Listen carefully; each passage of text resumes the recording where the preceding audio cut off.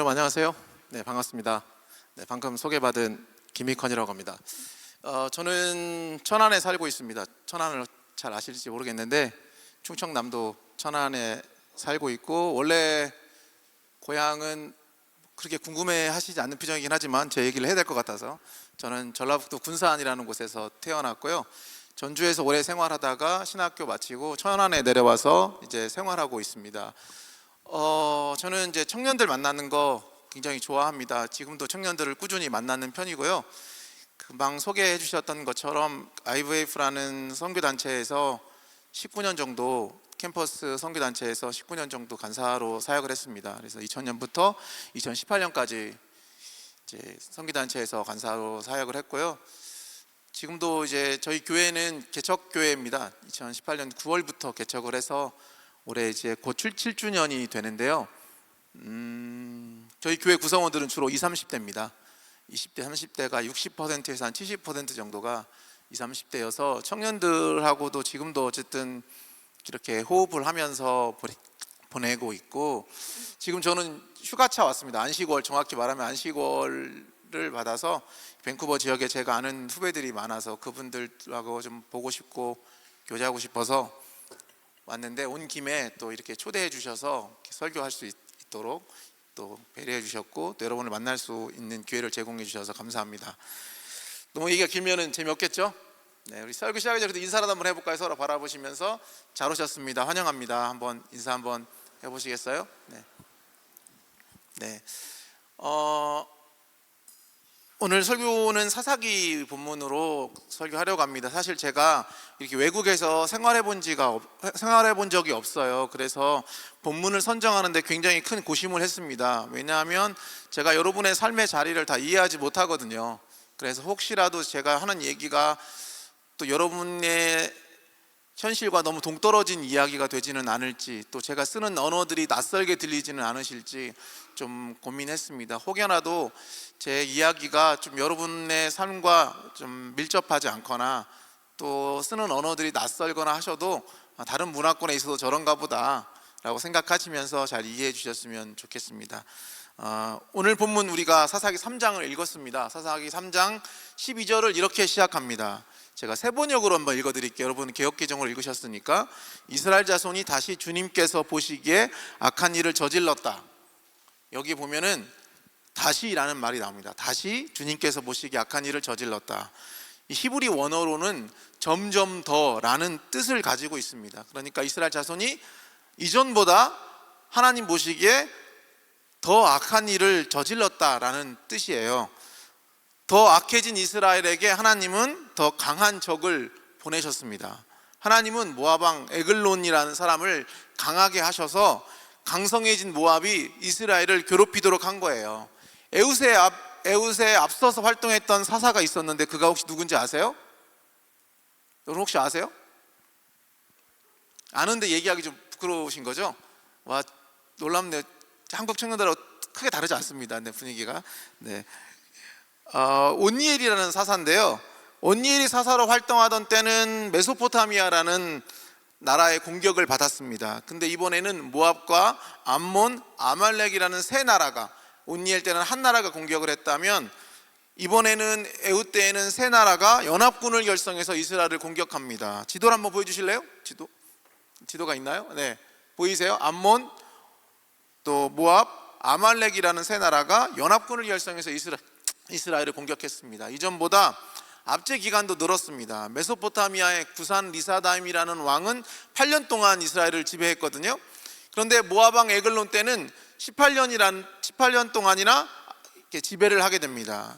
다시 고통을 겪게 된 이스라엘은 하나님께 울부짖었어요. 그러자 하나님은 이번에도 이스라엘을 위한 구원자를 세우셨습니다. 그가 누굽니까? 베냐민 지파 게라의 아들인 에웃이라는 사람입니다. 이제 피지배, 이제 식민 지배를 받고 있던 이스라엘 백성은 때가 되면은 자기들을 지배하고 있는 모압이라는 나라에게 조공을 바쳐야 됐습니다. 조공을. 그들은 에웃에게 자신들을 대표해서 모압 왕에게 조공 바치는 일을 시켰어요.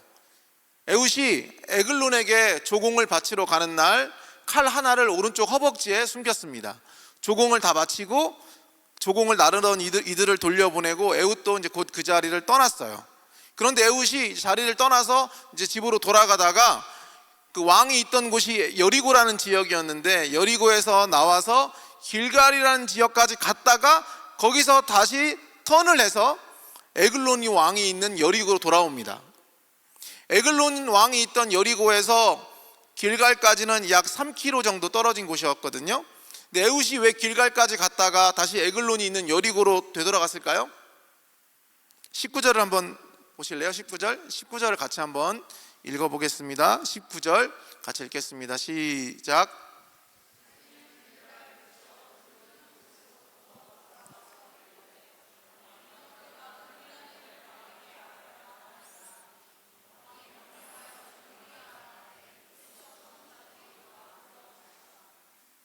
네, 에훗이 반환점으로 삼은 길갈 근처를 어떤 곳이라고 설명하고 있나요? 네, 돌 뜨는 곳이라고 나와 있지 않습니까? 돌 뜨는 곳, 돌 우상들이 있는 곳이라는 뜻인데요. 본래 길갈이라는 지역은 이스라엘에게 아주 중요한 장소입니다. 사사기 2장 1절에 보면 이스라엘의 죄악을 고발하러 오는 여호와의 사자가 등장합니다. 그때 여호와의 사자가 이스라엘의 죄악을 고발하기 위해서 자신이 길갈에서부터 출발했다고 그렇게 얘기를 합니다. 보통 여호와의 사자, 천사가 방문을 할 때 자기가 어디에서 왔는지가 나와 있지 않아요, 성경에. 그런데 사사기 2장에는 여호와의 천사, 사자가 어디에서 출발했는지를 언급해 줍니다. 거기가 어디라고요? 길갈이라는 곳입니다. 또 여호수아 4장 20절에 보면 이 길갈이 어떤 곳이냐면 여호수아와 이스라엘 민족이 광야 40년을 지나서 가나안에 처음 도착했을 때 요단강을 건너야 했습니다. 그때 하나님은 언약궤를 둘러맨 제사장들이 먼저 강물에 발을 내딛도록 했어요. 그러자 어떻게 됩니까? 그들이 강물에 발을 내디딜 때 물이 갈라졌고 강바닥은 말랐습니다. 그래서 이스라엘 민족은 무사히 강 건너편으로 건널 수 있었거든요. 여호수아는 제사장들이 언약궤를 메고 서 있던 자리에서 12돌을 가져와서 길갈이라는 지역에 그 돌을 세웁니다. 그리고 어떻게 얘기합니까? 하나님께서 우리를 여기까지 인도하시고 구원하셨다. 그래서 하나님의 구원을 기억하기 위해서 제사장들이 서 있던 그 강 바닥에 있던 12돌을 취해가지고 그 기념하기 위해서 기념비를 세운 겁니다. 길갈은 그때부터 이스라엘 민족에게 신령한 장소로 여겨진 것 같아요. 하나님이 우리를 이 땅에 들어오도록 인도해 주셨다. 이집트에서 나와서 광야를 지나서 이 가나안 지역까지 올 수 있도록 하나님이 우리를 인도해 주셨고 또 가나안 이 지역을 우리에게 주실 것이다라는 약속, 믿음을 가지고 그 12돌을 세운 겁니다. 그런데 이스라엘 민족에게는 그 12돌이 구원의 상징이지만 이스라엘을 지배하고 있는 모압에게 그 12돌은 어떤 의미였을까요? 자신들에게 도전이자 위협으로 느껴질 수가 있었어요. 그래서 모압은 하나님의 구원을 상징하는 길갈의 12돌을 좋게 보지 않았던 것 같습니다. 그래서 돌 우상들이 있는 곳이란 표현이 오늘 본문에서 19절과 26절에 두 번 등장하는데 이 구절의 뜻은 신의 임재를 상징하는 돌들, 신의 현존을 상징하는 돌들이라는 뜻입니다. 그러니까 하나님을 상징하는 돌들을 세운 길갈에 모압 사람들은 자신들의 신을 상징하는 돌들을 대신해서 세워놓은 듯해요. 여하튼 그래서 길갈이라는 지역은 이스라엘 민족에게도 신성한 장소가 되고 모압 자손에게도 자신들의 우상을 만드는 공장이 있던 곳이니까 그것을 신성한 지역으로 여겼습니다. 그리고 에훗은 공물을 다 바치고 일부러 길갈이라는 지역으로 갔다가 되돌아왔대요. 그리고 다시 에글론에게 찾아가서 뭐라고 얘기합니까? 19절과 20절을 다시 한번 읽어보겠습니다. 19절과 20절 한 목소리로 다시 읽어볼까요? 같이 읽겠습니다. 19절 20절 시작.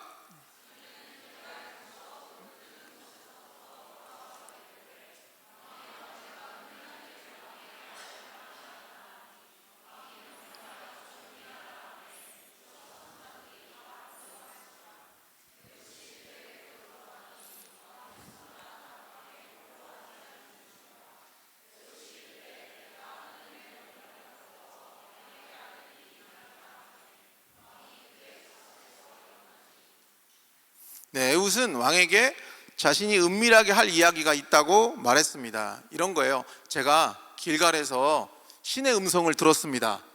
이 이야기는 폐하께서 꼭 들으셔야 할 것 같아서 제가 가다가 다시 돌아왔습니다. 중요한 이야기인데 임금님과 제가 단둘이서 좀 조용히 이야기를 나눌 수 있을까요? 이렇게 제안을 한 거예요. 길갈이라는 지역이 어떤 지역이라고 했습니까? 신성한 장소, 신이 있는 장소, 신이 머무는 장소라고 인식되던 곳이었기 때문에 이 길갈이라는 신성한 장소에서 하나님의 음성, 신의 음성을 들었다고 말하니까 에글론이 궁금해졌습니다. 에글론 왕이. 그래서 에글론 왕이 자기 곁에 있던 신하들을 잠시 물러나 있도록 지시합니다. 에훗이 에글론을 찾아왔을 때 에글론은 시원한 다락방에 있었습니다. 중근동의 전통 건축물들은 우리와는 달리 지붕이 평평합니다. 그 지붕 위에다가 종려나무 잎사귀 등으로 만든 가건물을 세워요. 에글론이 있던 다락이 바로 이 가건물, 이런 공간이었는데요. 이곳은 바람이 잘 통하는 서늘한 방입니다. 그럼 이 지역에 이런 다락방에서 무엇을 했을까요? 이 다락방은 어떤 용도로 사용됐을 것 같습니까? 이 무더운 중동 지역에서 어떤 용도로 사용됐을까요? 바람이 잘 통하도록 잎사귀 등으로 엮은 그 가건물에서 일단 휴식을 취할 수 있었습니다. 무더위를 피하는 용도로 사용해요. 또 무더위를 피하는 용도로 사용할 뿐만 아니라 어떤 용도로 사용했냐면 이곳은 용변을 보는 곳, 똥 싸는 곳입니다. 여러분 항문에 힘주면 더워지는 거 아시죠? 땀이 삐질삐질 납니다. 그래서 좀 서늘한 곳에서 우리가 용변을 봐야 좀 상쾌하고 시원하게 볼 수 있거든요. 그래서 이 다락은 용변을 볼 때 주로 사용하는 공간이었어요. 17절에 보니까 에글론은 살이 많이 찐 비대한 사람으로 소개됩니다. 그래서 아마도 마른 사람들보다는 조금 더 더위를 많이 느꼈을 가능성이 있겠죠. 에글론은 조공받는 일이 끝나자 다락방으로 옮겨서 쉬고 있었던 것 같아요. 그때 에훗이 찾아와서 신의 음성, 신의 메시지를 전해주겠다고 하니까 에글론은 자리에서 일어났습니다. 무거운 몸을 천천히 일으켰겠죠? 몸이 무거웠을 테니까 아이고 이렇게 일어나고 있는 동안 에훗은 날쌔게 오른쪽 허벅지에 숨겨둔 칼을 뽑아서 에글론의 배를 찔렀습니다. 얼마나 깊숙이 찔렀는지 칼의 손잡이 부분까지 뱃속에 박혔대요. 그리고 에글론이 쓰러지자 에훗은 다락방 문을 잠굽니다. 그리고 서둘러 현관으로 달아났습니다. 잠시 후 신하들이 다락문을 확인했어요. 근데 문이 잠겨 있는 겁니다. 그전에는 안 잠겨 있었겠죠? 잠겨 있는 거 보니까 왕이 지금 똥 싸고 계시는가 보다 라고 생각을 했어요. 오늘 본문 22절에 보면 칼끝이 등 뒤로 나왔다라는 구절이 있거든요. 근데 이 구절이 히브리 원어로는 대변이 나왔다라는 뜻을 가지고 있습니다. 칼이 배를 찌를 때 직장, 대장 부위에 손상이 가면 대변이 새어나올 수 있다고 해요. 또 사망 직후에 관략근이 풀리면서 대변 배출이 종종 일어나기도 한대요. 또 생각해 보세요. 사람의 몸은요, 장소에 대한 기억을 합니다. 만일에 에글론 왕이 이 다락에서 늘 똥을 쌌다면 그냥 그 자리에 가 있는 것만으로도 갑자기 장의 활동이 원활하게 일어날 가능성이 높아요. 왜냐하면 항상 거기서 똥을 쌌기 때문에. 그러다 보니까 있다 보니 이제 점점점 장에 똥이 찼을 가능성이 있겠죠. 그때 칼을 맞은 겁니다. 그러니 관략근이 풀리면서 대변 배출이 일어날 수 있었겠죠. 에글론의 신하들은 다락문 앞에서 실제로 그래서 에글론의 똥 냄새를 맡았을 수도 있어요. 왕이 좀 큰일을 보시는 것 같다. 그리고 자리를 좀 비켜준 겁니다. 근데 아무리 변비해도 그렇지 이 시간 이렇게까지 지났는데도 왕이 나오지 않자 신하들이 이상함을 느꼈어요. 그래서 급하게 열쇠를 가지고 문을 열었습니다. 그때 뭘 봤을까요? 에글론의 부하들이 왕이 죽은 채로 바닥에 엎드려져 있는 걸 발견한 겁니다. 그 사이 에훗은 돌 우상들이 있는 길갈을 지나서 스이라라는 지역으로 도망합니다. 지도를 한번 보여주시겠습니까? 저기서 이제 칼자국 있는 곳에서 이제 여리고라는 지역에서 에글론 왕을 죽이고 길갈을 지나서 스이라로 도망을 합니다. 스이라가 안 나오네요. 저기 3번이 스이라로 이제 도망을 합니다. 그리고 에브라임 산간 지방에 이르러서 소집 나팔을 불자 이스라엘 자손이 모여들었고 에훗은 그들을 향해 소리칩니다. 내가 방금 에글론을 죽이고 도망쳐 나온 길이요, 나를 따라오시오. 주님께서 우리의 원수 모압을 우리의 손에 넘겨주셨소. 이렇게 얘기한 거예요. 그러자 에훗이 모압 왕을 죽였다는 소식을 듣고 이스라엘 사람들이 용기가 생겼습니다. 그래서 에훗을 따라 내려가 모압으로 가는 요단강 나루를 점령하고 한 사람도 건너가지 못하도록 합니다. 모압 사람들은 한 사람도 도망치지 못하고 이스라엘 사람들의 손에 죽었어요. 그날 이스라엘 사람들에게 죽은 모압 사람의 수가 10,000명이나 됩니다. 결국 그날 모압은 이스라엘에게 굴복하였고 이스라엘은 역으로 모압을 자기들의 속국으로 삼았습니다. 그 후 이스라엘의 전쟁 없는 평화로운 상태가 80년이나 지속되었대요. 가장 긴 시간 동안 평화를 만들어낸 사사가 됩니다. 에훗이. 여기까지가 제가 본문 스토리였어요. 갑자기 뭐지? 이제 본론인가 싶은 생각이 드시겠지만 이해가 되셨나요? 좀 제가 스토리를 너무 친절하게 잘 설명해 드렸죠? 제가 생각해도 너무 과하게 친절하게 설명드린 것 같습니다. 오늘 본문 15절은 에훗을 왼손잡이라고 소개합니다. 사사기의 저자는 에훗이 왼손잡이였던 점이 에글론을 죽이는데 아주 유리하게 작용했다고 진술하고 있습니다. 에훗은 왼손으로 오른쪽 허벅지에 찼던 칼을 빼서 에글론의 배를 찔렀습니다. 오늘날의 왼손잡이는 어떤 사람들을 왼손잡이라고 부릅니까? 우리가 왼손잡이 하면 어떤 사람들을 왼손잡이라고 부르죠? 오른손보다 왼손을 더 잘 사용하고 더 선호하는 사람을 왼손잡이라고 부릅니다. 혹시 왼손잡이 있으세요? 왼손잡이, 이거 부끄러운 일이 아닙니다. 여러분 뭐 손을 못 드시네요? 많이 계실 것 같은데 꽤 계시는데 들다 말다 하시는 것 같아서 어쨌든 왼손잡이가 꽤 계신 것 같아요. 네, 에훗도 그러면 오늘 본문에서 말하는 에훗도 에훗이 왼손이라고 할 때 왼손잡이라고 할 때 우리가 생각하는 것처럼 오른손보다 왼손을 잘 사용하는 사람을 의미하는 것일까요? 오늘 본문에 등장한 왼손잡이에 대해서 구약 학자들은 크게 두 가지로 해석을 합니다. 첫 번째, 왼손잡이를 어떻게 해석하냐면 오른손에 장애가 있는 사람으로 보는 입장입니다. 첫 번째 해석은 보이세요? 오른손에 장애가 있는 사람. 두 번째 해석은 오른손에 장애가 있는 게 아니라 양손을 다 쓸 줄 아는 사람이다. 그게 왼손잡이다라고 얘기합니다. 첫 번째 해석부터 제가 잠깐 얘기를 해드릴게요. 여러분이 별로 관심이 없으실 수 있지만 그래도 듣다 보면 재밌어질 수 있어요. 여러분 힘을 내보십시오.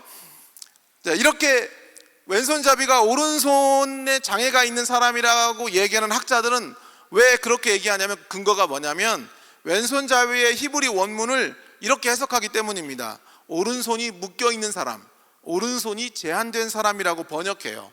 그래서 오른손이 묶여있다는 게 어떤 의미일까요? 오른손에 장애가 있는 사람이란 뜻이라는 거예요. 에훗은 베냐민 지파 사람인데 이 베냐민이란 뜻이 오른손의 아들들입니다. 오른손의 아들들. 그러니까 오른손의 아들들 중에 오른손을 못 쓰는 사람이 왼손잡이 에훗이다라고 해석하는 거예요. 좀 역설적이죠? 그래서 하나님이 이런 역설적인 인물을 통해 이스라엘을 구원하셨다고 말합니다. 좀 벌써부터 은혜가 되지 않습니까? 오른손의 아들들 중에 오른손을 못 쓰는 사람을 하나님이 이스라엘을 구원할 사람으로 뽑으셨다니 뭔가 은혜가 되지 않으세요? 네, 알겠습니다.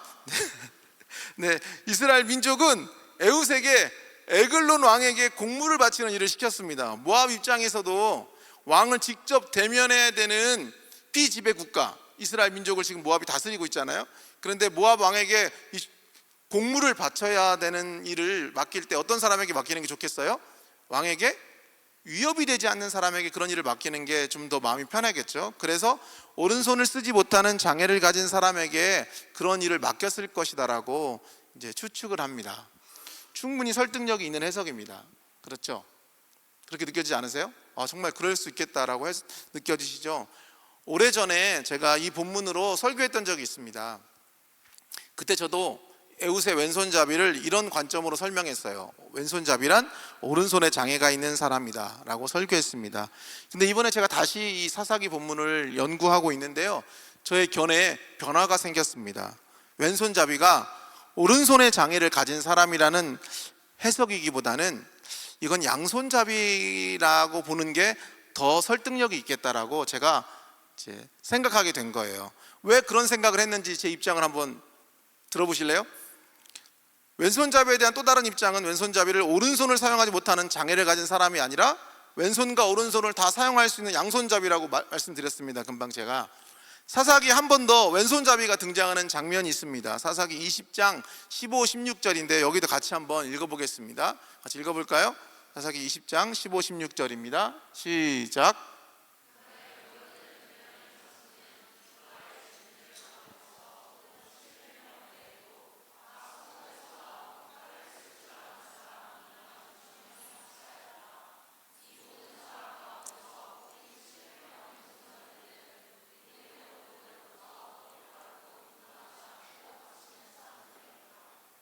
네, 사사기 후반에 나오는 이야기인데 베냐민 지파에 속한 700명의 왼손잡이들에 대한 묘사입니다.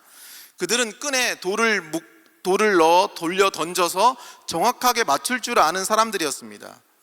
오늘날로 말하면 스나이퍼들이었어요. 근데 만일 왼손잡이가 오른손을 쓰지 못하는 장애를 가진 사람들이라면 베냐민 지파에 오른손의 장애를 가진 사람이 700명이나 있었다는 것인데 이건 조금 지나친 해석으로 보입니다. 그리고 그 오른손에 장애가 있는 사람들 모두가 명사수라는 것도 조금 말이 안 되는 것 같아요. 그렇게 느끼지 않으세요? 또 히브리 원문으로 왼손잡이는 이쉬, 이테르, 야드, 예미노라는 단어입니다. 이쉬, 이테르, 야드, 예미노. 근데 이쉬는 남자를 의미하는 단어고요, 야드는 손이란 뜻입니다. 예미노는 그의 오른쪽이에요. 그런데 중간에 끈 이 이테르라는 단어 보이세요? 이 이테르라는 단어를 해석하기가 굉장히 곤란합니다. 왜냐하면 이 단어는 성경 안에서 딱 사사기에만 2번 나옵니다. 다른 데는 나오지 않아요. 그리고 고대 근동 자료에서도 이 단어가 사용된 용례를 찾아보기가 어렵습니다. 그러니까 성경에서만 유의미한 성경 안에서만 의미를 가지고 있는데 성경 안에서도 이게 무슨 뜻인지를 알 수가 없고 성경 바깥에서도 이게 사용된 예를 찾아보기가 어려워서 어떻게 해석해야 되는지가 알 수 없는 해석이 곤란한 단어라는 거예요. 이렇게 해석하기가 어려운 단어들이 구약 성경을 읽다가 갑자기 등장할 때 해석하는 좋은 방법 중 하나가 뭐냐면 이 본문을 오래전에 히브리인들이 어떻게 읽고 해석했는지를 살펴보는 겁니다.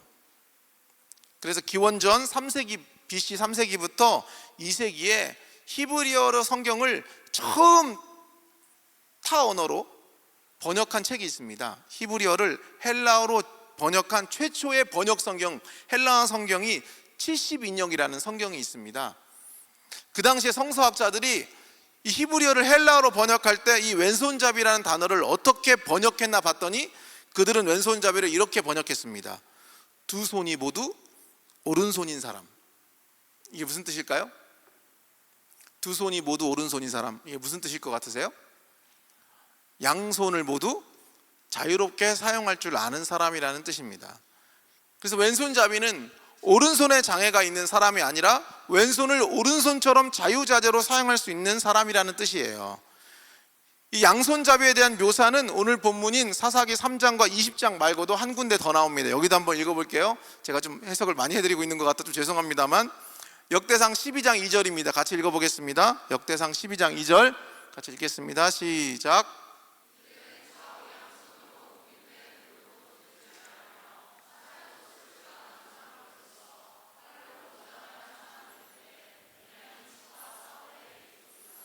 사사기 20장에 소개된 베냐민 지파 사람들처럼 역대상 12장에 나오는 베냐민 지파 사람들도 좌우 양손으로 무린매 돌을 던질 줄 아는 사람이라고 소개하고 있습니다. 베냐민 지파에서 왼손잡이란 오른손의 장애를 가진 사람이기보다 오른손과 왼손 모두를 사용할 줄 아는 양손잡이를 지칭하는 게 분명해 보여요. 역대상에서도 그런 양손잡이 얘기가 나오고 베냐민 지파의 양손잡이 얘기가 나오고 사사기 20장에도 베냐민 지파의 양손잡이 얘기가 나옵니다. 근데 여러분 신기한 점이 있습니다. 혹시 눈치채셨는지 모르겠어요. 에훗도 왼손잡이라고 나오고 또 사사기 20장에도 베냐민 지파 왼손잡이 얘기가 나오고 역대상 12장에도 왼손잡이 얘기가 나오는데요. 공통점이 있습니다. 이 세 본문에. 어떤 공통점인지 아시겠어요? 왼손잡이들이 모두 어느 지파 사람들입니까? 베냐민 지파 사람들입니다. 구약 성경에 등장하는 왼손잡이는 모두 다 베냐민 지파 사람들이었어요. 다른 지파들 중에 왼손잡이가 있었다는 말은 성경 어디를 봐도 나오지 않습니다. 여러분 이런 거 궁금하지 않으세요? 양손잡이가 다른 지파에는 없고 왜 베냐민 지파만 있었던 걸까요? 궁금하지 않으세요? 제가 어렸을 때만 해도 왼손으로 밥을 먹거나 왼손으로 글씨를 쓰는 건 흉이 되고는 했습니다. 그래서 오른손으로 사용하도록 교정하셨어요. 초등학교 때 저희 반 친구가 이렇게 왼손으로 글씨를 썼더니 선생님이 왜 왼손으로 쓰냐고 오른손으로 쓰라고 막 그렇게 얘기하셨거든요. 오른손으로 사용하도록 교정을 하셨습니다. 불과 30-40년 전, 제가 초등학생 때니까 40년 정도 전, 40년이 좀 넘는 얘기겠네요. 30-40년 전에만 해도 그랬던 분위기에서 절대 지금 상상할 수 없는, 지금 한국도 그렇진 않습니다. 예전 얘기예요. 그런데 고대 근동 지역은 어땠을까요? 고대 근동 지역은 왼손을 사용하는 걸 어떻게 생각했을까요? 고대 근동 지역은 말할 것도 없습니다. 그들은 대부분 오른손을 사용했습니다. 지금도 중동 지역에서는 왼손은 주로 용변을 보고 뒤처리할 때 사용합니다. 그래서 왼손으로는 악수도 하지 않고요, 그 지역에서 여러분 식당에 갔을 때, 중동 지역의 식당에 갔는데 누가 왼손으로 여러분에게 서빙을 하면 그건 심한 욕을 하는 것과 다름없다고 하는, 제가 그런 글을 읽은 적이 있어요. 고대 메소포타미아나 이집트 문헌을 봐도 신들은 오른손에 권능의 상징이 지팡이나 무기를 들고 있는 것으로 이렇게 묘사되고 있습니다. 하지만 왼손은 거의 주목받지 못합니다.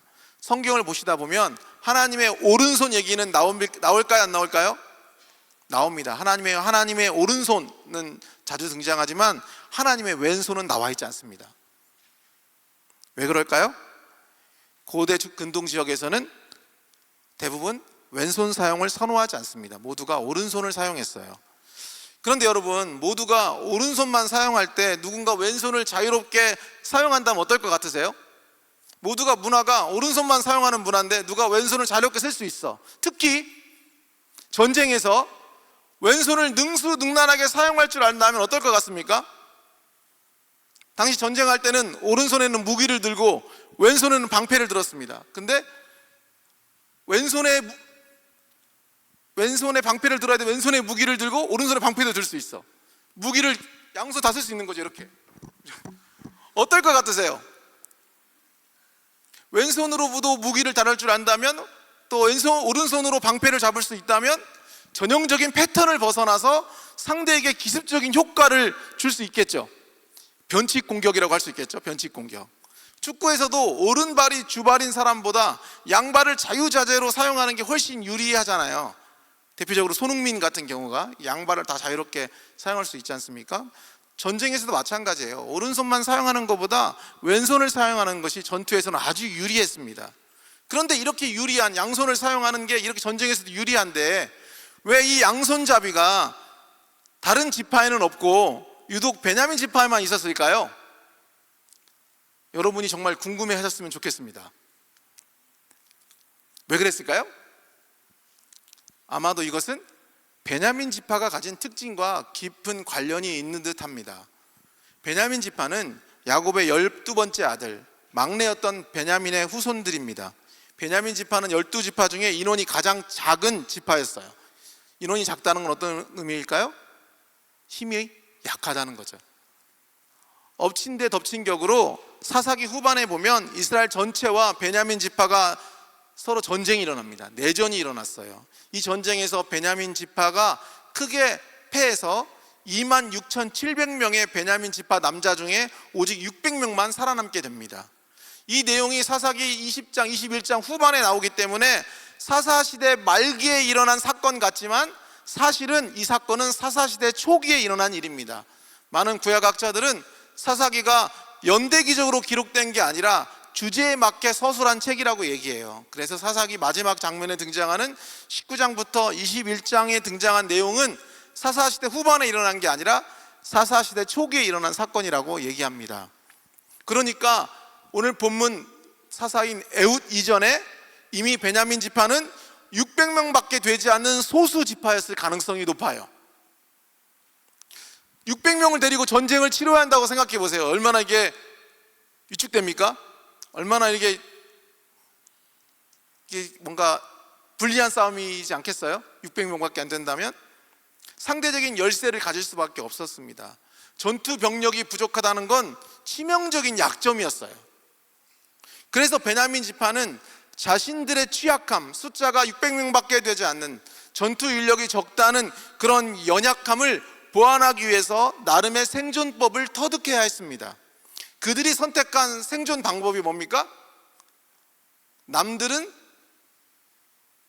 하찮게 여기는, 남들은 볼품없게 여기는 왼손을 개발하는 일이었어요.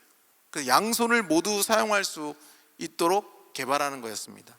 병사로 동원할 수 있는 전투 인원이 적다면 남들보다 뛰어난 전술과 기술을 확보해야 된다는 생각을 했던 것이죠. 그래서 그들은 오른손만이 아니라 왼손을 사용할 수 있도록 노력하고 훈련했던 것으로 보입니다. 몇 년 전에 제가 책 한 권을 읽었습니다. 숲해설사인 남영화 작가라는 분이 쓴 숲에서 한나절이라는 책인데요, 아주 재미있게 읽었던 기억이 나요. 다양한 식물들에 대한 흥미로운 이야기, 또 식물들을 통한 인생의 교훈들이 담긴 멋진 책이었습니다. 저자는 나무와 꽃 등의 식물의 가장 큰 목적은 자손을 번식하는 것이다라고 설명했어요, 그 책에서. 그런데 나무들의 열매가 자신의 나무 아래 똑 떨어지면 햇빛을 받을 수가 없어서 생존이 어렵대요. 또 꽃이 피면 가족들끼리 이렇게 수분이 이루어질 확률이 높아서 열성 유전자가 될 가능성이 높기 때문에 나무는 어떤 일을 해야 되냐면 씨앗을 최대한 부모의 곁에서 멀리 보내기 위한 나름의 묘책을 찾는다고 이야기합니다. 그 책에서 말한 나무들의 생존법을 제가 사진을 보면서 직접 설명해 드릴게요. 한번 보여주실래요? 네. 먼저 단풍나무 종류들은 헬리콥터의 프로펠러 같은 날개를 가져서 씨앗이 멀리 날아가도록 만듭니다. 이런 씨앗 보신 적 있으시죠? 제가 밴쿠버 와서도 봤거든요. 길가에 떨어진 거. 이게 이제 단풍나무 종류들인데 이게 이제 그 나무에서 떨어지면서 바람이 불어가지고 멀리 날아가도록, 그래서 원래 달려있던 나무로부터 멀리 달아나기 위한 이제 하나의 방법으로 이런 모양을 갖는다는 겁니다. 다음 또 보여주세요. 네, 이게 그런 단풍나무 종류고요. 또 다음, 네, 이건 낙상홍이나 산수유, 마가목 열매들이 이제 이런 모양을 가지고 있는데요. 빨갛게 먹음직스러운 색깔로 익어요. 왜 그럴까요? 왜 이렇게 빨갛게 할까요? 예, 새의 눈에 잘 띄어서 잡아먹히기 위함입니다. 그 잡아먹히면 어떻게 해요? 새 소화액 등으로 섞여서 나중에 똥으로 나와서 이 씨앗이 멀리 가는 방법을 택하는 겁니다. 되게 흥미롭지 않으세요? 또 다음 볼까요? 다음 열매, 이런 열매를 맺고요. 다음, 네, 혹시 여러분 산에 가다가 옷에 달라붙는 그런 거 경험해 보신 적 있어요? 이런 풀들이 이렇게 자기 옷에 달라붙는 독고말이나 도깨비 바늘, 뱀무 같은 씨앗은 가시나 뾰족한 갈고리로 동물이나 사람의 몸에 붙어서 멀리 간대요. 접착력이 뛰어난 거죠. 또 다음 볼까요? 네, 다음, 네, 다음, 네, 해주세요. 이 모감주 나무 열매는 바닷가에 보통 이렇게 군락을 이뤄서 자라나는 경우가 많은데 이렇게 열매 껍질이 갈라져 있습니다. 어떻게 보이세요? 이 모양이? 꼭 배 모양으로 보이지 않으세요? 영락 없는 물에 떠가는 쪽배 모양입니다. 그래서 이 물가에 살기 때문에 이 열매가 뚝 떨어지면 어때요? 물에 둥둥 떠내려갑니다. 그래서 자기 원나무로부터 멀리 가는 전략을 선택하는 거예요. 우리가 잘 아는 도토리나무 열매는 동그랗게 생겼습니다. 도토리나무 한번 보여주실래요? 왜 이렇게 동그랗게 생겼을까요? 잘 굴러가게 하기 위함입니다. 식물들이 열악한 환경, 취약한 환경에서 생존하기 위한 나름의 방법과 기술을 터득한 거예요. 그런데 여러분, 식물만 그럴까요? 인간들 역시 척박한 환경과 상황에서 살아남기 위한 나름의 방식을 몸에 익히기 마련입니다. 저는 어릴 때부터, 지금도 그렇지만 키가 작고 또 힘도 약하고 그리고 말은 많았어요. 그리고 특별히 잘할 줄 아는 게 없어서 사람들에게 무시받는다는 생각을 많이 했습니다. 특별히 저희 아버지는 제가 이렇게 밥을 먹을 때마다 항상 저에게 가부장적이었던 그 문화였기 때문에 그 당시에는 더더군다나, 그래서 아버지는 저에게 남자 자식이 왜 이렇게 말이 많아? 너는 말이 많아서 가난하게 살 거라고 그러셨어요. 저희 아버지 예언자셨습니다.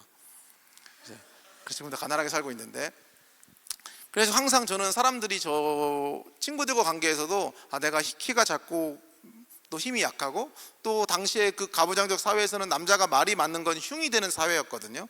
그래서 남자답지 못하다는 그런 딱지가 붙어서 그렇게 살았던 것 같아요. 그러다 보니 제 자존감이 썩 좋지 않았습니다.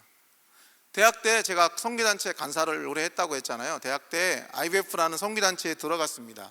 그런데 그곳은 다른 곳보다는 지성을 강조하는 좀 문화가 있었어요. 특별히 책을 굉장히 열심히 읽었습니다.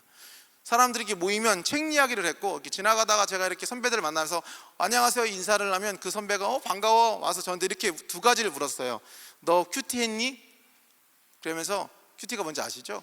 그러면서 큐티 했냐고 하면서 제가 안 했다고 그러면 자신이 한 큐티 본문을 자기가 나눠주겠다고, 큐티 묵상을 나눠주겠다고, 잠시 앉아서 자기랑 얘기 좀 하자고 그러는 분위기였어요. 또 어떤 얘기를 했냐면 요즘 무슨 책 읽어? 이렇게 물었어요. 그럼 저는 책을 읽지 않았거든요.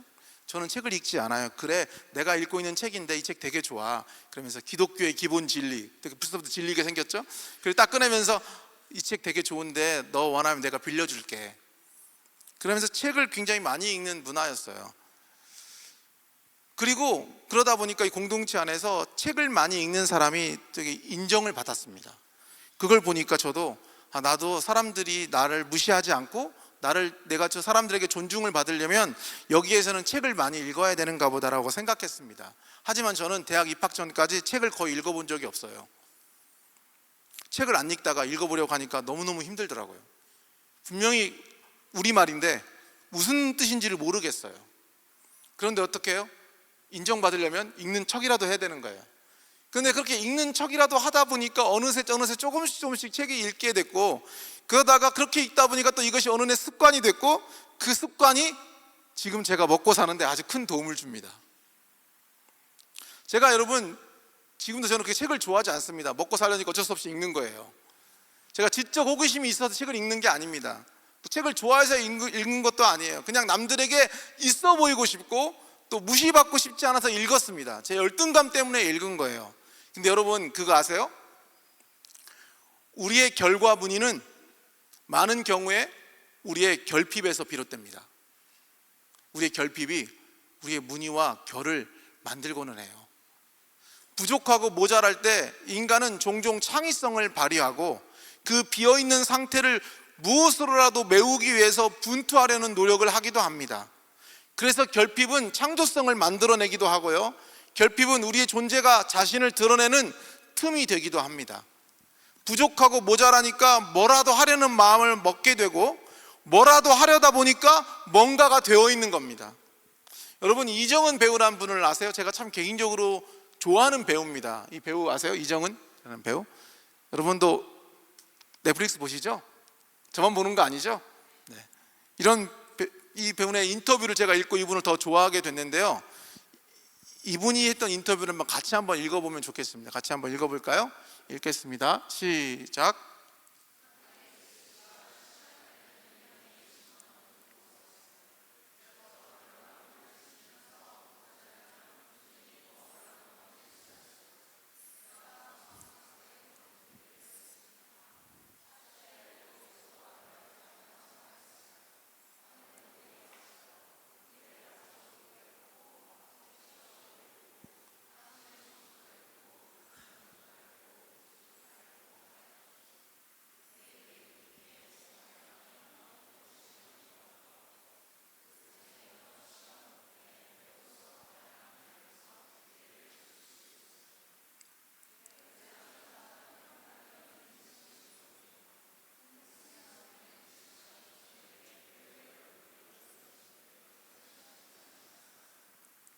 이정은이라는 배우가 한 얘기를 한번 생각해 보십시오.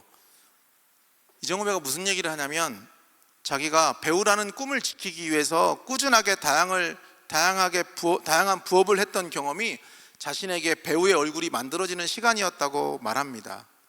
배우로서 디테일을 갖출 수 있는 시간이 되었다고 얘기하고 있어요. 이 이정은이라는 배우가 내가 디테일을 갖춘 배우가 돼야지, 그러면서 다양한 경험을 해야 되겠지, 그러면서 디테일을 갖춘 배우가 되려고 다양한 아르바이트를 하면서 다양한 부업을 한 게 아닙니다. 극단의 배우로만 살기에는 수입이 너무 적은 거예요. 20만 원밖에 못 받는, 그런 20만 원 받고는 생활이 불가능하니까 생존을 위해서 어쩔 수 없이 여러 부업을 할 수밖에 없었던 겁니다. 취약한 상황과 결핍된 환경에서 살아야 되는 사람들은 생존하기 위한 나름의 방법을 몸에 익혀요.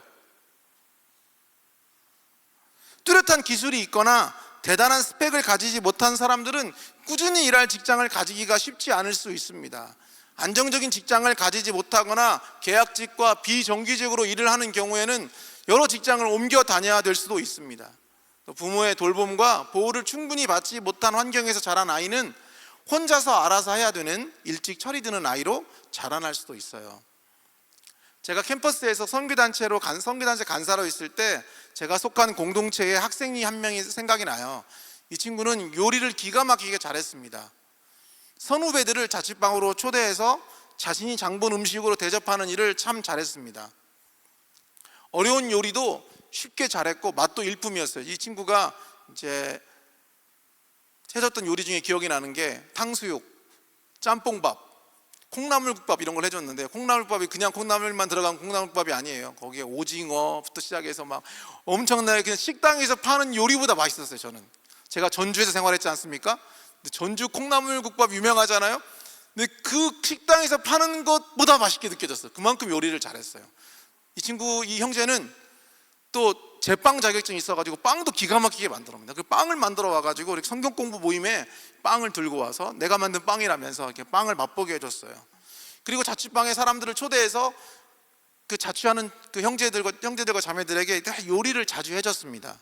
그래서 이 친구의 이 섬김 때문에 공동체가 굉장히 분위기가 좋아졌어요. 제가 이 친구와 따로 만날 일이 있어서 궁금해서 물었습니다. 너는 어떻게 그렇게 요리를 잘하게 됐냐? 내가 이렇게 물었어요. 근데 이 친구가 머리를 끄적끄적거리더니 제가 이런 얘기는 별로 안 해봤는데 물어보시니까 제가 제 이야기를 좀 해드릴게요. 그러면서 자기 이야기를 들려줬는데, 이 친구는 어릴 때 어머니가 일찍 돌아가셨어요. 그래서 아버지가 재혼을 하셨어요. 새어머니 밑에서 컸는데, 그 새어머니가 뭐 모질게 하시거나 그런 건 아니었지만 어린 마음에 이 친구가 되게 마음이 이렇게 여린 친구였거든요. 그래서 새어머니께 차마 음식을 해달라는 말을 할 수가 없었대요. 그 얘기가 하기 어려웠대요. 그래서 자신이 어릴 때부터 집에 와서 요리를 하기 시작했대요. 또 부모님이 두 분 다 맞벌이셔서 집에 혼자만 있어야 되기 때문에 혼자 요리를 하기 시작했다는 거예요. 그런데 주변 사람들이 아유, 너는 애가 어떻게 이렇게 요리를 잘하니 칭찬도 해주시고, 그리고 너는 그냥 밥 굶어 죽을 일은 없겠다 그러면서 막 그렇게 칭찬해 주시니까 그것도 기분이 좋았대요. 그러면 자기가 계속 혼자서 그렇게 밥을 해먹던 걸 하다 보니까 어느 순간 요리를 잘하게 됐다고 이야기했습니다. 그리고 자기가 그렇게 혼자 해온 요리 실력이 다른 사람들을 돕고 섬기는데 이렇게 사용될 줄은 몰랐다라고 이야기했습니다. 여러분, 베냐민 지파가 하나님의 영광을 위해서 영적인 목표를 이루기 위해서 왼손을 개발하고 단련한 게 아닙니다. 자신의 핸디캡을 보완하기 위해 노력한 것이죠. 그러나 그것이 에글론을 무찌르는 도구가 되었습니다. 이정훈 배우도 마찬가지죠. 자신이 디테일을 갖춘 배우가 되려고 부업을 한 게 아닙니다. 그냥 먹고 살기 위해서 어쩔 수 없이 해온 경험들이 자신에게 배우의 얼굴을 갖추는 그런 기반이 되었다고 얘기합니다. 여러분은 어떠세요? 제가 여러분의 삶의 자리를 잘 이해하지 못해서 조심스럽습니다. 어떤 환경에서 지금 살고 계신가요? 또 어떤 환경에서 살아오셨습니까? 여러분에게도 약점, 결핍, 취약함을 극복하거나 보완하기 위해 어쩔 수 없이 해왔던 경험들과 노력들이 있었습니까? 아마도 타문화권에서 살아가기 위해서 몸에 지니거나 익혀야 했던 것들이 있지 않을까 싶어요. 제가 홈스테이 하고 있는 지금 집이 있는데요, 개인적으로 이렇게 아는 분인데 오늘 아침에 그분이 요리를 해주셨어요. 근데 음식이 너무 맛있었습니다. 가지볶음을 먹었는데 제가 원래 가지볶음은 잘 안 좋아하는데 너무 맛있게 먹었어요. 그래서 제가 어떻게 이렇게 요리를 잘하세요? 그랬더니 그분이 저한테 이렇게 얘기하더라고요. 여기서 이민자로 살려면 어쩔 수 없이 이렇게 하게 됩니다. 그러면서 자기가 밖에 나가 사 먹기가 너무 비싸서 요리를 하다 보니까 이렇게 요리가, 한국에서는 요리를 잘 못했는데 이렇게 이민 와서는 요리가 많이 늘었다라고 얘기했어요. 그래서 오늘 설교 생각이 났습니다. 이분도 나름의 이민자의 생존 방식을 몸에 지니게 됐구나. 여러분 어떠세요? 여러분이 살아오면서 자연스럽게 몸에 지니게 된 생존 방식과 기술은 무엇이 있습니까? 또 이민사회에 살면서 여러분들이 해왔던 경험들은 어떤 것들이었나요? 단풍나무처럼, 아까 보여드렸던 단풍나무처럼 프로펠러를 장착하려고 하셨습니까? 낙상홍이나 산수유처럼 눈에 띄는 화려한 색의 옷을 스스로에게 입히려고 애를 쓰며 살아오셨습니까? 독고말이나 도깨비 바늘, 뱀무처럼 다른 사람에게 잘 붙어서, 잘 접착해서 멀리 갈 수 있는 갈고리를 갖추셨나요? 아니면 모감주 나무처럼 물에 잘 떠내려가기 위한 부력을 몸에 장착하셨습니까? 또 아니면 도토리 나무처럼 둥글둥글한 성격, 둥글둥글한 모습을 내 것으로 가지려고 노력해 오셨습니까? 에글론은 대단한 노력을 하지 않아도 이스라엘이 바치는 곡물을 받아 먹으며 살았습니다. 그러다 보니 그는 특별히 움직일 필요가 없었어요. 그래서 몸이 비대해졌습니다. 가만히 있어도 사람들이 먹을 걸 갖다 바쳐요. 그러니까 몸이 커진 겁니다. 그러나 에웃은 열악한 자신의 환경과 조건에서 생존하기 위해서 가만히 있으면 안 됐어요. 그는 노력해야 됐고 고군분투해야 했습니다. 어떤 이들은 에글론처럼 좋은 조건과 환경에서 시작하는 경우도 있겠죠. 재력 있는 부모를 만나 충분한 지원을 받고 안정적인 가정 환경에서 자라나는 경우가 분명히 있습니다. 하지만 누군가는 베냐민 지파처럼 남들에 비해 열악한 환경에서 태어납니다. 부모의 지원을 받기 어렵고 정서적인 안정감을 얻기 어려운 상황에서 자라나기도 합니다. 어쩌면 그들에게는 남들보다 더 많은 에너지와 수고와 노력을 기울이는 삶이 인생의 디폴트 값인지도 모르겠습니다. 그런데 하나님은 생존을 위해 몸에 익혀온 너의 모든 방식과 노력과 분투는 쓸모없는 것이 아니라고 얘기합니다. 그게 너의 무늬와 결을 만들었다. 너의 결핍이 너의 삶의 생존 방식을 만들었고, 그 생존 방식이 너와 세상을 구원하는 재료로도 사용될 수 있다고 오늘 본문은 얘기해 주고 있는 겁니다. 베냐민 지파에 소속된 에웃은 그 공동체에서 왼손을 단련하는 훈련을 받았습니다. 그리고 어느 날 이스라엘 사람들이 자신에게 모압 왕에게 조공 바치는 일을 맡겼습니다. 자신을 지배하는 이방 민족의 왕에게 곡물을 바치는 일을 에웃이 선택한 게 아닙니다. 그 일이 누구나 하고 싶을 만큼 그렇게 떳떳하거나 자랑스러운 일은 아니었을 것입니다. 그런데 에웃에 단련된 왼손이 곡물 바치는 일이라는 떳떳하고 자랑스럽지 않은 일과 만날 때 그의 왼손은 하나님의 구원의 손이 되었습니다. 살기 위해 해온 우리의 노력과 수고들, 먹고 살려고 어쩔 수 없이 몸에 익힌 습관들, 나의 약점과 취약성을 보완하기 위해 선택한 일들, 남들에 비해 초라한 나 자신에게 입혀온 옷들, 별다른 큰 의미 없다고 여겼던 내 인생의 경험들이 대단해 보이지 않는 나의 일과 직업 안에서 어떤 쓸모를 발휘하게 될지 우리는 감히 상상조차 할 수 없을지도 모릅니다. 우리는 주님이 하시는 일을 미처 다 알지 못합니다. 그러나 생존을 위해 흘려온 내 땀과 수고가 헛되지 않았다는 것을 우리의 인생을 통해 하나님이 가르쳐 주시기를 간구합니다. 외로움 때문에 시작한 취미들, 인정받고 싶어서 해왔던 시도들, 내 선택이 아닌 부모나 주변 사람들의 강요로 배우기 시작한 것들, 열등감을 감추기 위해 개발한 기술들, 약하기 때문에 발달한 감각들, 어쩌면 우리에게는 별로 내세울 것 없거나 당당하게 말하기 어려운 것들인지도 모릅니다. 이스라엘 사회에서 왼손을 사용한다는 것 역시 당시 사람들에게 하찮은 일로 여겨졌을 겁니다. 그리고 왼손을 쓰는 이들을 이런 따가운 시선으로 바라봤을지도 모릅니다. 밑 닦을 때나 쓰는 손을 또 어디에 써먹으려고, 그 더러운 손을 사용할 줄 아는 게 뭐 대단한 기술이라고, 그게 뭐 자랑이야? 라고 말했을지도 모릅니다. 에웃의 이름은 힘은 어디에? 라는 뜻을 가지고 있습니다. 그는 자신의 힘이 어디에 있는지 궁금했었을지도 모르겠어요. 에웃이 왼손에 칼을 들고 에글론의 배를 찌르고 난 뒤 그는 깨닫게 되었을 겁니다. 하나님의 힘이 나의 왼손에 있구나. 우리의 어떤 부분, 어떤 점을 사용하실지는 하나님의 마음입니다. 우리가 가진 연장들 중 하나님이 자신의 용도와 목적에 맞게 사용하기를 소망합니다. 이 시간 우리가 하나님께 내 모든 삶의 땀, 수고, 노력과 경험들을 맡겨드립시다. 그리고 그 모든 것들이 공동체와 세상의 구원을 위해 하나님이 사용하는 에웃의 왼손과 같은 도구가 되기를 기도합니다. 또한 우리는 신뢰합니다. 지난 내 인생에 알 수 없는 나만의 여러 경험의 조각들을 시적절한 공간에 끼워 맞출 하나님의 퍼즐로 사용하시기를, 그리고 우리는 기다립니다. 우리의 지난 치열했던 삶의 분투들이 주님 손에서 반짝이게 되는 날들을 우리가 맞이하게 되기를, 하나님께서 우리의 모든 것들을 마음껏 사용하시기를, 그래서 나와 이웃과 세상을 구원하는 도구로 우리를 사용하시기를, 이 시간 함께 찬양하고 기도하겠습니다.